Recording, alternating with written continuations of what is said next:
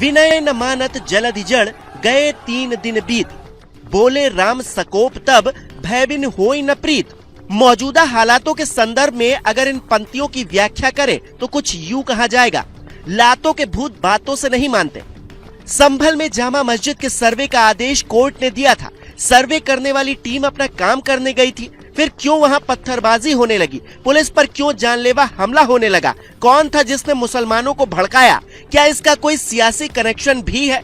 क्योंकि एक दिन पहले ही यूपी में उपचुनाव के नतीजे आए हैं। संभल से महज 35 किलोमीटर दूर कुंदरकी की सीट पर बीजेपी ने जीत हासिल की है। वहां मुसलमानों में दो फाड़ नजर आया। मुसलमानों का एक तबका जो पहले राजपूत था, बाद में कन्वर्टेड मुस्लिम बन गया, वो पूरी मुस्लिम आबादी बीजेपी के ठाकुर उम्मीदवार के साथ चली गई। इसका कारण ये था कि कुंदरकी की ठाकुर मुस्लिम आबादी बार बार समाजवादी पार्टी और अखिलेश यादव की अनदेखी से नाराज थी। ऐसे लोग कह रहे थे कि अखिलेश यादव केवल तुर्कों का ध्यान रखते हैं, जिन तुर्कों की आबादी कुंदरकी में महज 60,000 है। इसी कॉम्बिनेशन ने समाजवादी पार्टी की नींद उड़ा दी और अब चंद किलोमीटर दूर हिंसक मुस्लिम भीड़ पुलिस पर टूट पड़ी है, पत्थरबाजी कर रही है, गाड़ियां फूंक रही है। समझने वाली बात यह है कि 24 नवंबर को टीम दूसरी बार सर्वे के लिए पहुंची थी, जब लोग भड़के। इससे पहले 19 नवंबर को जब सर्वे टीम पहुंची थी, तब तो सब शांत था। इसी दिन हिंदू पक्ष की संभल शाही जामा मस्जिद के श्री हरिहर मंदिर होने की याचिका पर सुनवाई भी हुई थी। कोर्ट ने मस्जिद का सर्वे करवाकर 1 हफ्ते में रिपोर्ट पेश करने को कहा था।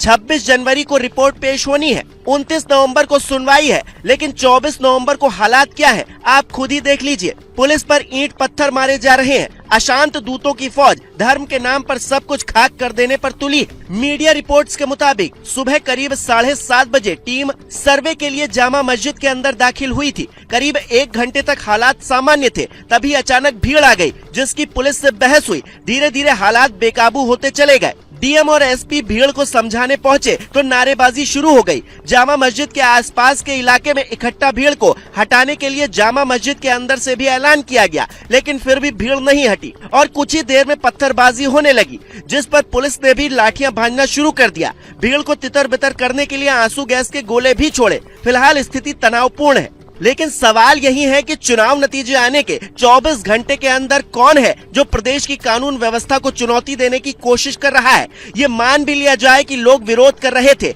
लेकिन विरोध का ये कौन सा तरीका है? ये कौन लोग हैं जो हर वक्त अपने हाथों में पत्थर और माचिस लिए घूमते हैं? जिस मामले को लेकर बवाल हो रहा है उसमें एएसआई, उत्तर प्रदेश सरकार, जामा मस्जिद कमेटी और संभल के जिलाधिकारी पक्षकार हैं।